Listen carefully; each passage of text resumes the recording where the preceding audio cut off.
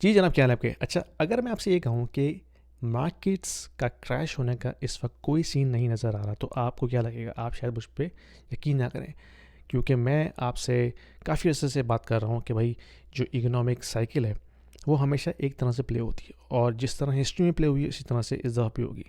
तो जो फंडामेंटल्स हैं, job numbers, productivity, GDP numbers, earnings, ये सब तो हमें बता रही हैं कि मार्केट जो है वो हेल्दी नहीं है।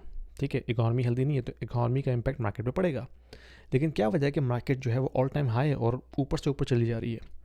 ऑफ कोर्स यूफोरिया तो है, ठीक है, स्पेकुलेशन तो है, एआई का बबल तो है, लेकिन इसके पीछे कोई ना कोई कैटलिस्ट होता है।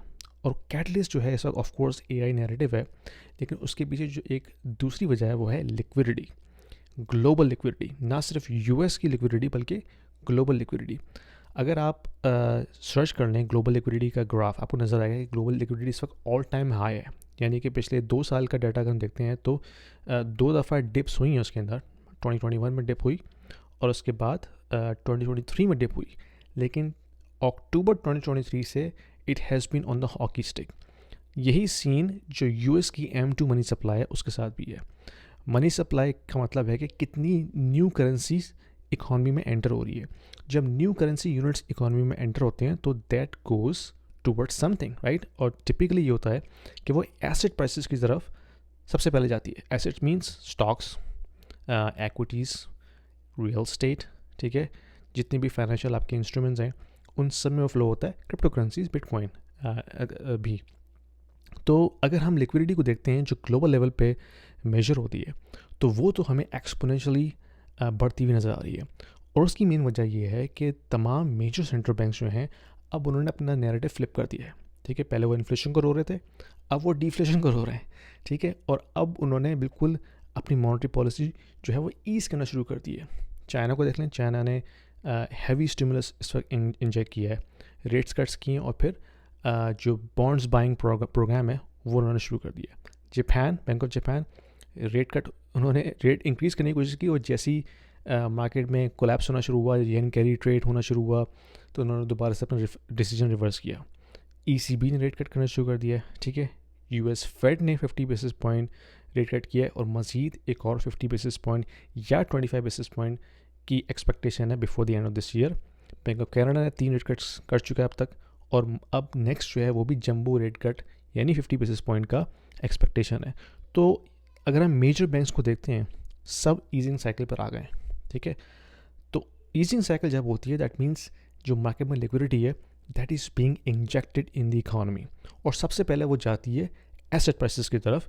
स्टॉक्स, नैस्डैक, S&P 500, बिटकॉइन, ठीक है, क्रिप्टो करेंसीज, रियल स्टेट।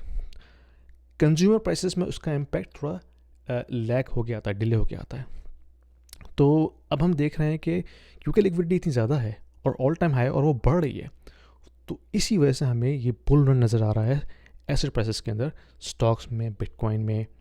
और यही वजह है कि रियल स्टेट कोलैप्स नहीं किया अभी तक। यानी कि ठीक है, अगर हम कनाडा की बात करते हैं तो कनाडा में रियल स्टेट पीक से 16-70% नीचे आ चुकी है, लेकिन कोलैप्स नहीं कहूँगा मैं इसको। ठीक है, it has come down a little bit, लेकिन it's not like market collapse हो चुकी है और लोग अपने अपने घर जो है फ्लोर क्लोजर करके भाग रहे हैं।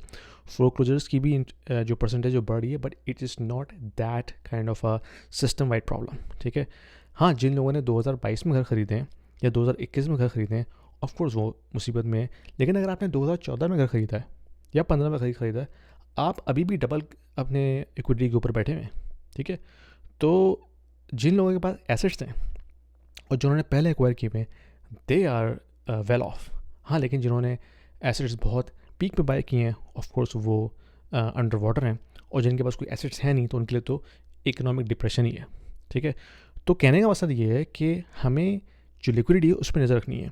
अगर लिक्विडिटी कंटिन्यू बढ़ रही है that means it will pump the assets across the board, और जैसे ही लिक्विडिटी कम होना शुरू होती है दैट इज़ अ साइन कि मार्केट से जो है ना पैसा हट रहा है, और अब यहाँ पे स्टॉक्स या इक्विटीज़ या बिटकॉइन या रियल स्टेट जो है वो डिप लेगा। पसंद आए वीडियो शेयर कीजिए, लाइक कीजिए और सब्सक्राइब जरूर कीजिएगा। Thank you. If you are an investor in the US, in Canada, or in Europe, and you are considering investing into Dubai real estate market, this video is for you, because We have a platform called Stake, which allows you to invest into the residential real estate market and start earning rental income right away without going through a lengthy documentation process or coming up with a heavy down payment. Stake is built upon the concept of crowdfunding. So it is democratizing the entire investment strategy and allows you to own a single unit of the entire investment portfolio. So you don't have to own the entire property, right? You can be part of the pool that can actually own a piece of property, a piece of real estate. So that allows you to start with as low as 2,000 dirhams, and you can slowly ramp up. So as you start investing into it, you can not only own a bit of real estate, but you also get a portion of the rental income on monthly basis. So it's a passive investment strategy, diversifying your portfolio from traditional North American or European markets into Dubai, which is hustling and bustling and growing very fast, and allows you to build your wealth over time. So don't delay. There is a link down there in the description. If you click on this, it will give you free 200 dirhams in your account right away to start with, and you can thank me later.